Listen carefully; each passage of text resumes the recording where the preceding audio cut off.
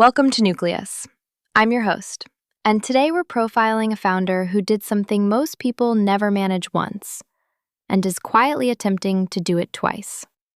Brynn Putnam sold Mirror to Lululemon for $500 million, then turned around and started over in a category investors had mostly written off. Her new company, Board, just closed a $20 million Series A, and the thesis behind it is one of the more contrarian bets in consumer tech right now. Stick around. Picture this. You sell a company for $500 million. 500 million reasons to spend the rest of your days on a beach somewhere, fending off financial advisors and ordering tacos by the truckload. And instead, you decide to start over in a category investors had basically left for dead, with hardware, which is the business equivalent of choosing to fight a bear while wearing flip-flops. That's Brynn Putnam, and in June of 2026, her new company, Board, closed a $20 million Series A led by Union Square Ventures. It was actually the very first deal Michael Mignano made after joining the firm, which tells you something. The angel list reads like a tech awards after-party. Biz Stone from Twitter, Tim Ferriss, Scott Belsky, Evan Sharp from Pinterest. These people don't write checks for fun. They wrote them because Putnam is trying to pull off the rarest trick in consumer hardware, making lightning strike twice.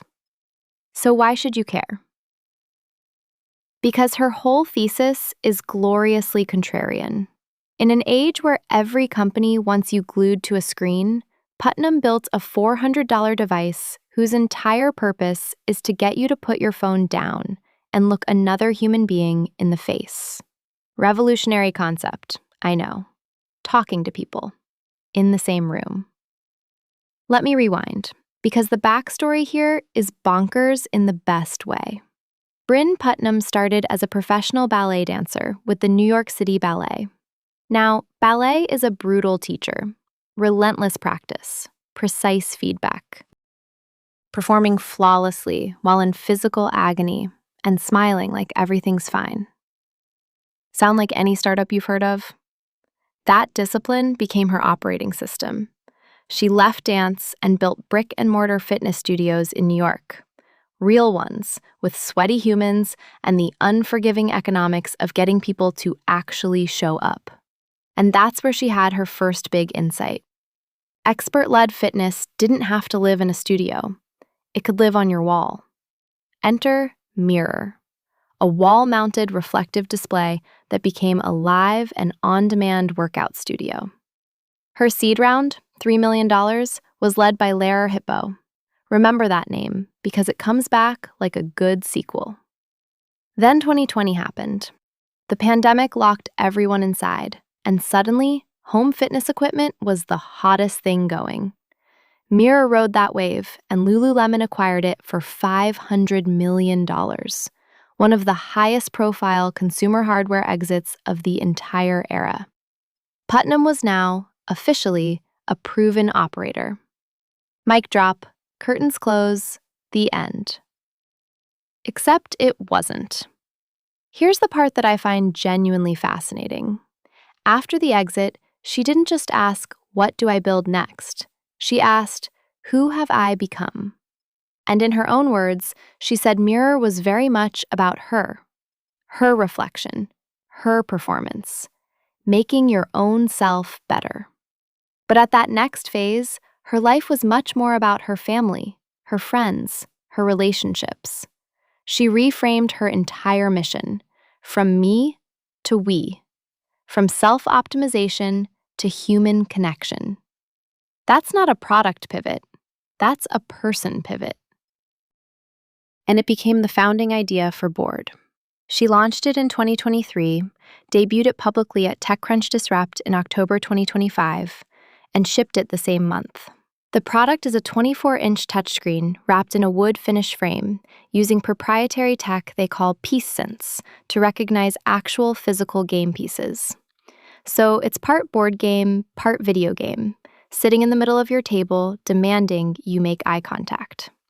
Terrifying for the chronically online among us. Within roughly 8 months, Board landed in tens of thousands of homes, schools, hospitals, and restaurants across all 50 states. And here's the number that makes investors lose their minds. 85% of customers play 30 or more sessions a month. They don't play a game, they play Board, the way you say you watch Netflix. When your brand becomes the verb, you've built something sticky.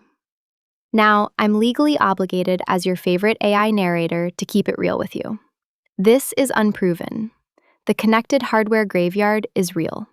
Peloton soared in the pandemic and then face-planted spectacularly afterward. Second-time founders carry sky-high expectations. So this is aspirational, not guaranteed. But the strategy underneath it, that's where the actual lessons live. Lesson 1. Mission reframing as differentiation. Putnam didn't pick a market and squeeze in. She defined a brand new category, Together Tech, rooted in a human need she personally understood at that moment in her life. This is the jobs to be done framework in action. People don't buy products. They hire them to make progress in their lives. Putnam hired technology to solve loneliness, not biceps. The application for you? Authentic founder insight is a strategic asset, not a fluffy origin story. When you build against a genuine human need you actually feel, you stop competing on features and start owning a category nobody else is standing in. Lesson 2. Sequence hardware into a platform. Capture the value chain, then open it up. Board launched as a closed console. Putnam controlled the quality, nailed the first impression, proved the engagement. Then she released SDKs so outside developers could build games and tools. The first community-built game ships in July 2026, and later in the year, Board Studio launches, letting anyone create original games using natural language AI prompts.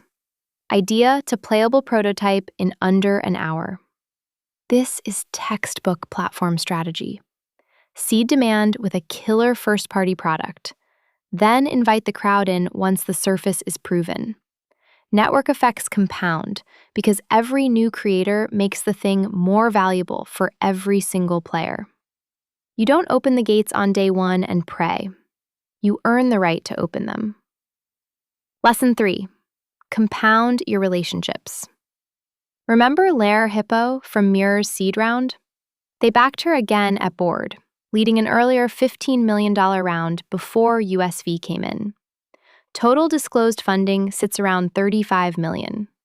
A $500 million exit plus durable relationships meant her fundraising friction dropped through the floor.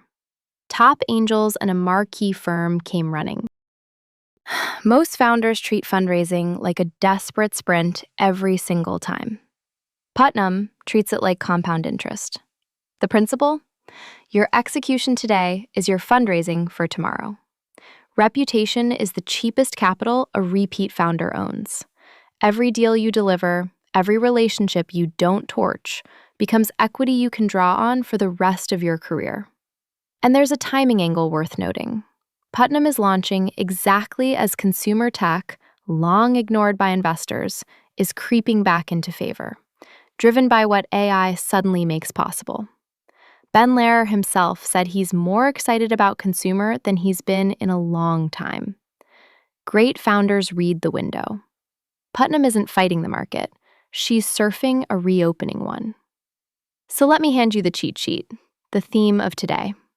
A founder's real edge isn't one product. It's the ability to turn hard-won experience, relationships, and honest self-knowledge into the conviction to build something new in uncrowded space. 3 takeaways you can steal. 1. Build against a human need you personally feel. Your authentic insight is a moat, not a TED Talk. 2. Ship a great closed product first, then open the platform. Earn network effects. Don't beg for them. 3. Treat every win and every relationship as compounding capital. Reputation is the cheapest money you'll ever raise. And here's the thought I'll leave sitting on the table next to your phone. Putnam is betting that the smartest thing technology can do is make us less dependent on technology. That the future isn't another screen for one. It's a screen that brings 4 people back into the same room. So the real question isn't whether Board succeeds. It's whether she's right about all of us. And honestly, I kind of hope she is. That's the episode. If today's story gave you something worth thinking about, whether it's how you frame your mission, how you sequence a platform, or how you treat the relationships you build along the way, share it with someone who's in the middle of building something. Nucleus drops new profiles regularly, so subscribe wherever you're listening. See you next time. Grab news. Thomas.